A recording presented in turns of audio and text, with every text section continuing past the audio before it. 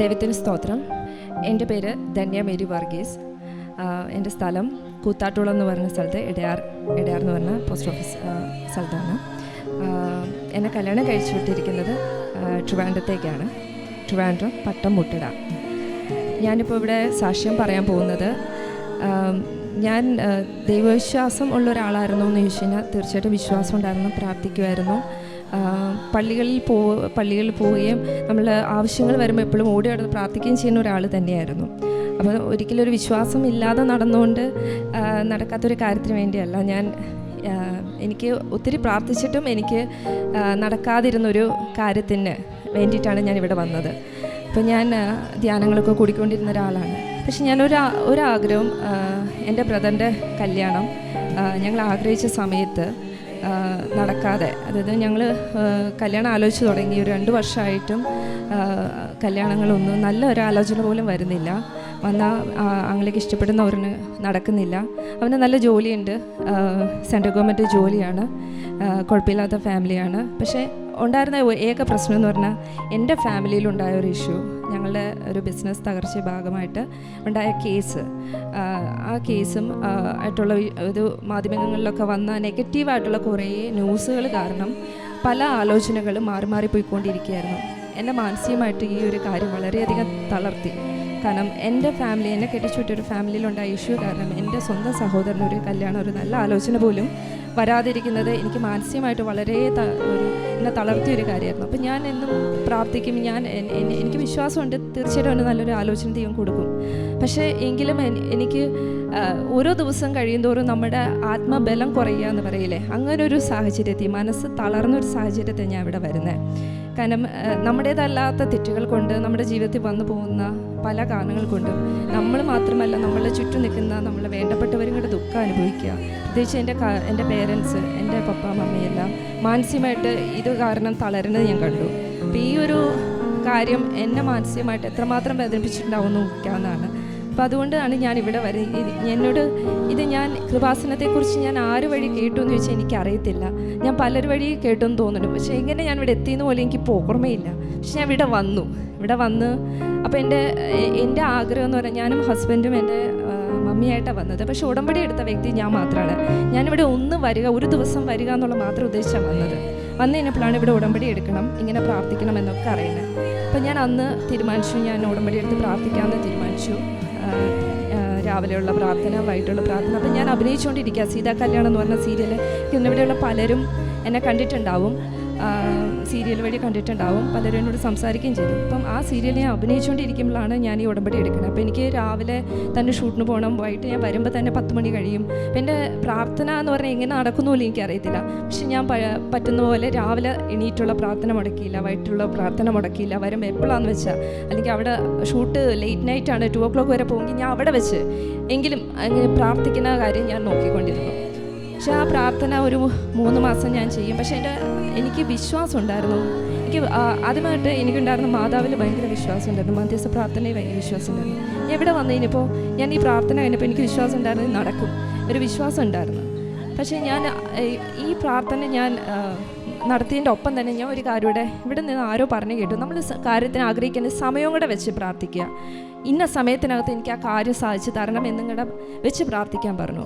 അത് കേട്ടിട്ടാണ് പോയത്. അപ്പം ഞാനൊരു സമയം വെച്ചു, സെപ്റ്റംബറിനകത്ത് എനിക്ക് എൻ്റെ ആങ്ങളുടെ കല്യാണം നടക്കണം, 2018 സെപ്റ്റംബർ അകത്ത് ഈ കല്യാണം നടക്കണമെന്ന് വെച്ച് ഞാൻ പ്രാർത്ഥിച്ചു.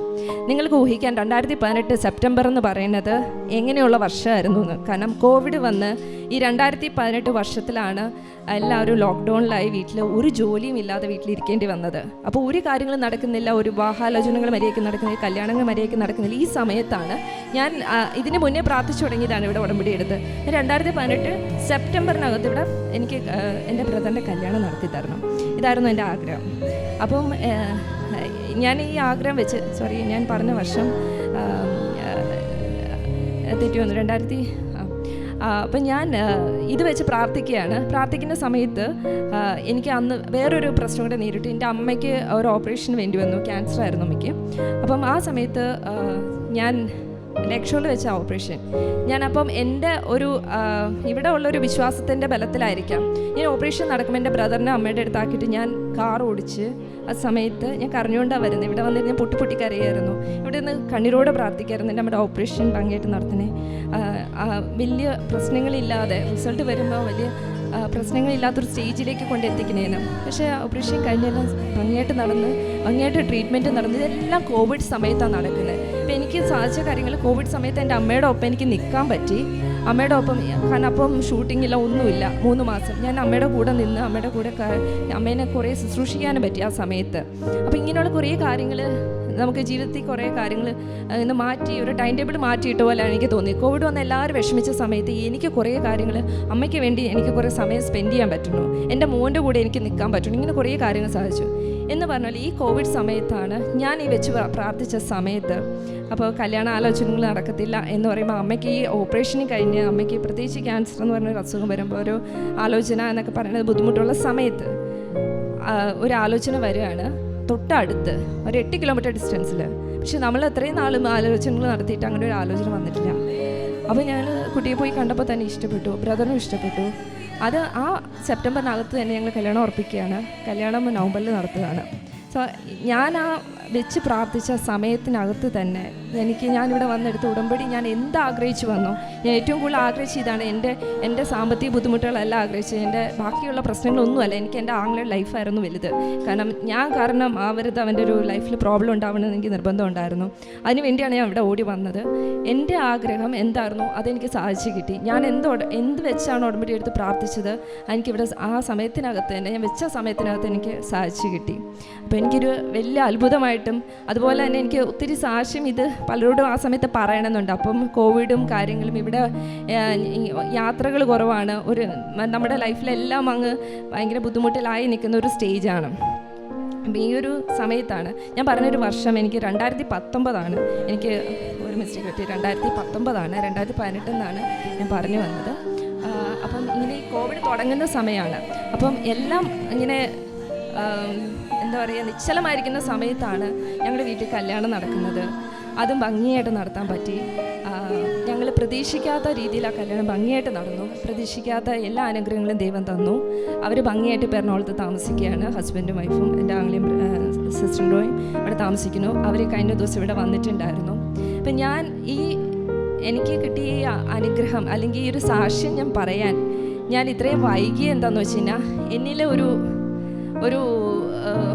നമ്മൾ പറയില്ലേ ഒരു ചമ്മൽ, നമ്മളൊരു ആർട്ടിസ്റ്റാണ്, ഇങ്ങനെ വന്ന് നിന്ന് നമ്മളുടെ ഈ കാര്യങ്ങളും വിഷമങ്ങളും ഒക്കെ എടുത്ത് പറയാനുള്ളൊരു ചളുപ്പുണ്ടല്ലോ. അപ്പം അത് കാരണം ഞാനിങ്ങനെ മടിക്കുമായിരുന്നു. പിന്നെ ആവട്ടെ മനസ്സിലിങ്ങനെ പറയണമെന്നുണ്ട്, പിന്നെ ആവട്ടെ. അപ്പം ഞാൻ ഇവിടെ ഇങ്ങനെ സാക്ഷ്യം പറയാൻ 1-2 പേരോട് പറഞ്ഞ പോലെ എല്ലാവരുടെ മുമ്പിൽ ഇങ്ങനെ വന്ന് പറയാനൊരു മടി. കാരണം എപ്പോഴും എൻ്റെ ലൈഫിലൊക്കെ വന്ന വലിയ പ്രശ്നങ്ങളാണ്. അപ്പോൾ എല്ലാവരെയും വീണ്ടും അത് ഓർമ്മിപ്പിക്കണം. അപ്പോൾ അത് വീണ്ടും സാക്ഷ്യം പറയുമ്പോൾ എല്ലാവരോടും അത് പറയണം. അങ്ങനെയുള്ളൊരു മടി എൻ്റെ മനസ്സിൽ കിടക്കുകയായിരുന്നു. അപ്പോൾ അതുകൊണ്ടാണ് ഇത്രയും വൈകിപ്പോയെന്ന് എനിക്ക് തോന്നുന്നത്. അപ്പം അങ്ങനെ ഞാൻ ഇപ്പോൾ ഒരു മേക്കപ്പ് ഒക്കെ ഇട്ട് ഒരു സാക്ഷ്യം പറയാൻ വന്ന ഒരു അവസ്ഥയിലല്ല വന്നത്. ഞാനിവിടെ അടുത്തൊരു കല്യാണത്തിന് വരുമ്പോൾ എൻ്റെ വണ്ടി കൃത്യമായിട്ട് ഇവിടെ വന്നപ്പോൾ ബ്രേക്ക് ഡൗൺ ആയി. അപ്പം ഞാൻ പറഞ്ഞു തീർച്ചയായിട്ടും ആ സാക്ഷ്യം പറയാത്തതിൻ്റെ ആണെന്ന് തോന്നുന്നു. കൃത്യമായിട്ട് ഇവിടെ വെച്ച് തന്നെ ബ്രേക്ക് ഡൗൺ ആയി. അപ്പം ഞാനിങ്ങനെ ആഗ്രഹിച്ച് കയറി വരുന്നു. ഇവിടെ വന്നാൽ പറയാൻ പറ്റുമോ എനിക്കറിയത്തില്ല. ഇങ്ങനെ എന്ത് ചെയ്യണമെന്ന് അറിയാതെ ഞാൻ അവിടെ ഇങ്ങനെ നോക്കി നിൽക്കുക. അപ്പോൾ എൻ്റെ അടുത്ത് ഒരാൾ വന്ന് സംസാരിച്ചു. ഞാൻ അവരോട് പറഞ്ഞു എനിക്ക് സാക്ഷ്യം പറയണമെന്നുണ്ട്, എന്ത് ചെയ്യണം? അപ്പോൾ പറഞ്ഞു വീണ്ടും ഉടമ്പടി എടുക്കണം. ഇന്ന് നടക്കുമെന്ന് ചോദിച്ചപ്പോൾ ഇല്ല, ഇന്ന് നടക്കത്തില്ല എന്ന് പറഞ്ഞപ്പോൾ ഒരു കണ്ണൂരുള്ള ഏതോ ഒരു ചേച്ചി അനു എന്ന് പറഞ്ഞ ഒരാൾ വന്ന് എന്നോട് പറഞ്ഞു അച്ഛൻ്റെ അടുത്ത് കൊണ്ടുപോകാമെന്ന് പറഞ്ഞു. അപ്പോൾ അച്ഛൻ ചോദിച്ചു ഉടമ്പടി എടുക്കാൻ അച്ഛൻ ഇന്ന് പറ്റുമോ? പറ്റില്ല അച്ഛൻ, ഞാനിങ്ങനെ ഒരു സാഹചര്യത്തിലാണ് വന്ന് ഇവിടെ നിൽക്കുന്നത്. എനിക്കാണെങ്കിൽ ഞാനിങ്ങനെ വരാൻ പറ്റാതെ നിൽക്കുകയായിരുന്നു. ഞാൻ ഇന്നിങ്ങനെ വന്ന് പെട്ടതാണ്. അച്ഛൻ പറഞ്ഞ സാക്ഷി എഴുതി കൊണ്ടുപോകാൻ നോക്കാമെന്ന് പറഞ്ഞു. ഞാൻ എഴുതി ഇവിടെ വന്നു. എനിക്കിന്ന് പറയാനൊരു അവസരവും കൂടെ തന്നു.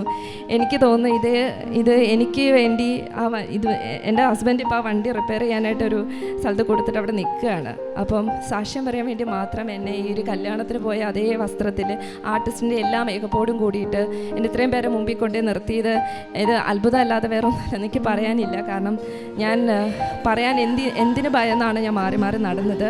അതേ കാര്യം ഒരു ആർട്ടിസ്റ്റിൻ്റെ എന്നുള്ള ഫുൾ മേക്കപ്പിൽ വന്ന് എല്ലാവരും എന്നെ തിരിച്ചറിയുന്ന രീതി ഇവിടെ വന്ന് നിൽക്കാൻ എനിക്ക് പറ്റി ഇവിടെ കൊണ്ടുവന്ന് എന്നെക്കൊണ്ട് സാക്ഷ്യം പറയിച്ചു.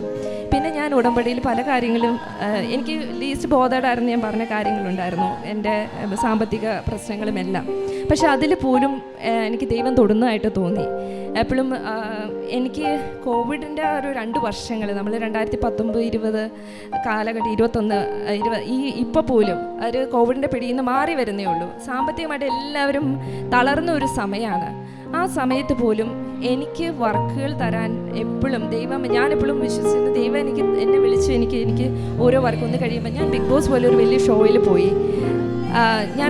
ഞാൻ പറയും പ്രാർത്ഥനയുടെ ശക്തിയെക്കുറിച്ചൊക്കെ പറഞ്ഞിട്ടുണ്ട്. അപ്പം ഞാൻ ഇതെല്ലാം ചെയ്യുന്നത് എനിക്ക് ദൈവത്തിൻ്റെ അത്ഭുതമായിട്ട് മാത്രമേ തോന്നിയിട്ടുള്ളത്. എൻ്റെ ലൈഫിൽ എപ്പോഴും ദൈവം തൊട്ടുകൊണ്ട് തന്നെ ഇരിക്കുന്നത്. ഞാനിവിടെ വന്നതിന് ശേഷം എൻ്റെ ലൈഫിൽ വന്ന ഏറ്റവും വലിയ മാറ്റം എനിക്ക് ഏറ്റവും നെഗറ്റീവായിട്ടുണ്ടായിരുന്നൊരു കാര്യം കൊണ്ട് നടക്കാതിരുന്ന കാര്യം അത് നടത്തി തന്നു. അതിനപ്പുറം എൻ്റെ അമ്മയുടെ ആരോഗ്യം, അതിനുവേണ്ടി ഞാൻ ഇവിടെ വന്ന് പ്രാർത്ഥിച്ചപ്പോൾ അതിനും എല്ലാത്തിനും ഒരു ബെറ്റർ ട്രീറ്റ്മെൻറ്റ് കിട്ടാനും എല്ലാം ഇടയാക്കി. അതുപോലെ സാമ്പത്തികമായിട്ടുള്ള മേഖലയിൽ എന്നെ തൊട്ടുകൊണ്ടിരിക്കുകയാണ്. ഞാൻ വിശ്വസിക്കുന്നത് നമ്മൾ നിരന്തരമായിട്ടുള്ള പ്രാർത്ഥന, ഞാനിവിടെ വന്ന് ഉടമ്പടി എടുത്ത പ്രാർത്ഥനയുടെ ശക്തി എനിക്ക് മനസ്സിലായി. രാവിലെയും വൈകിട്ടും നിന്നുള്ള പ്രാർത്ഥന, നമ്മൾ പ്രാർത്ഥന മുടക്കാതിരിക്കുക. ആദ്യം പറഞ്ഞ പോലെ ബൈബിളും മുടക്കാതെ വായിക്കുക. ഞാൻ ഒരു 9 വചനങ്ങൾ ബൈഹാർട്ട് പഠിച്ചു വെച്ചിട്ടുണ്ട്. അത് ഞാൻ സ്ഥിരമായിട്ട് ആ വചനം എവിടെയെങ്കിലും പോയാൽ, എനിക്ക് ബൈബിൾ ഇപ്പം എൻ്റെ കയ്യിലില്ലെങ്കിലും എനിക്ക് 9 വചനം കൃത്യമായിട്ട് അറിയാം. ഞാൻ സങ്കീർത്തനം 55-22 നിൻ്റെ ഭാരം കർത്താവിൽ ഭാരമേൽപ്പിക്കുക, അവിടെ നിന്നെ താങ്ങിക്കൊള്ളും, നീതിമാൻ കുലുങ്ങാൻ അവിടെ നിന്ന് സമ്മതിക്കുകയില്ല. അപ്പം ഇങ്ങനെയുള്ള വചനങ്ങളൊക്കെ ഓർത്ത് വെച്ചിട്ടുണ്ട്. അപ്പം ഇതൊക്കെ ഞാൻ ആവശ്യമുള്ള സമയത്ത് ഞാൻ ചൊല്ലിക്കൊണ്ടിരിക്കും. ഇത് ഞാൻ ബിഗ് ബോസിലായിരുന്നപ്പോഴും ചെയ്യുമായിരുന്നു. അതുപോലെ തന്നെ ഇപ്പോൾ ഹൃദയം നുറുങ്ങിയവനെ കർത്താവ് സമീപസ്ഥനാണ്, മനമൊരുങ്ങിയവന് കൈവിടുകയില്ല. ഇങ്ങനെയുള്ള വചനങ്ങളെല്ലാം. പിന്നെ നിന്റെ ദൈവവും കർത്താവുമായി ഞാൻ നിന്റെ വലതുകരം പിടിച്ചിരിക്കും, ഞാനാണ് പറയുന്നത്, ഭയപ്പെടേണ്ട, ഞാൻ നിന്നെ സഹായിക്കും. പിന്നെ ഞാൻ നിനക്ക് മുന്നേ പോയി മലകൾ നിരപ്പാക്കുകയും പിച്ചിളവാതിൽ തകർക്കുകയും ഇരുമ്പോടാലുകൾ ഒടിച്ചു കളയുകയും ചെയ്യും. ഇതൊക്കെ എനിക്ക് വളരെ ശക്തി തരുന്ന വചനങ്ങളാണ്. കാരണം എനിക്ക് എൻ്റെ ഒരു കാര്യത്തിൽ തീരുമാനമാവാതിരിക്കുമ്പോൾ എനിക്ക് ടെൻഷൻ വരുമ്പോൾ, നെഗറ്റീവായി ചിന്തിക്കുന്ന സമയത്ത് ഇതൊക്കെ എടുത്ത് ഞാൻ ചൊല്ലാറുണ്ട്. അത് ഞാൻ ഒരു 10 തവണയെങ്കിലും, ഒരു വചനം 10 തവണയെങ്കിലും ചൊല്ലിക്കൊണ്ടിരിക്കും, എന്നിട്ട് ഇങ്ങനെ പ്രാർത്ഥിച്ചുകൊണ്ടിരിക്കും. ഇത് ഞാൻ ചെയ്യാറുണ്ട്. അപ്പോൾ എല്ലാവരും പ്രാർത്ഥന എന്ന് പറയുന്നത്, ഇവിടെ വന്നതിന് ശേഷം എനിക്ക് പ്രാർത്ഥനയിൽ ഒരു ശക്തി കിട്ടിയോ എന്ന് ചോദിച്ചു കഴിഞ്ഞാൽ പ്രാർത്ഥനയിലൂടെ എനിക്ക് പ്രാർത്ഥന കൊണ്ടുള്ള ശക്തി എനിക്ക് മനസ്സിലാക്കി തന്നു. കാരണം രാവിലെ എനിക്കുള്ള പ്രാർത്ഥന കൊണ്ട് കോൺഫിഡൻ്റ് ആവും, ദൈവം നമ്മുടെ കൂടെ ഉണ്ടെന്നുള്ളൊരു തോന്നൽ. പ്രത്യേകിച്ച് കാലത്ത് എഴുന്നേറ്റുള്ള പ്രാർത്ഥന എപ്പോഴും പെട്ടെന്ന് തന്നെ ദൈവം അതിലൊരു റിസൾട്ട് തരാറുണ്ട്. റിസൾട്ട് എന്ന് പറഞ്ഞാൽ പെട്ടെന്ന് നമുക്കൊരു പോസിറ്റീവായിട്ട് നമ്മളെ കൊണ്ട് ചിന്തിപ്പിക്കാൻ തുടങ്ങും. രാവിലെ എനിക്ക് ദൈവത്തെ വിളിച്ച് കഴിയുമ്പോൾ തന്നെ നമ്മുടെ അന്നത്തെ ദിവസം നന്നാവും, പിന്നീട് അങ്ങോട്ടുള്ള എല്ലാ കാര്യങ്ങളും നന്നാവും. അത് ഉറപ്പുള്ള കാര്യമാണ്. എനിക്ക് ഈ ഒരു ഉടമ്പടി എടുത്ത വഴി ഞാൻ മനസ്സിലാക്കിയതാണ് എൻ്റെ ലൈഫിലൂടെ.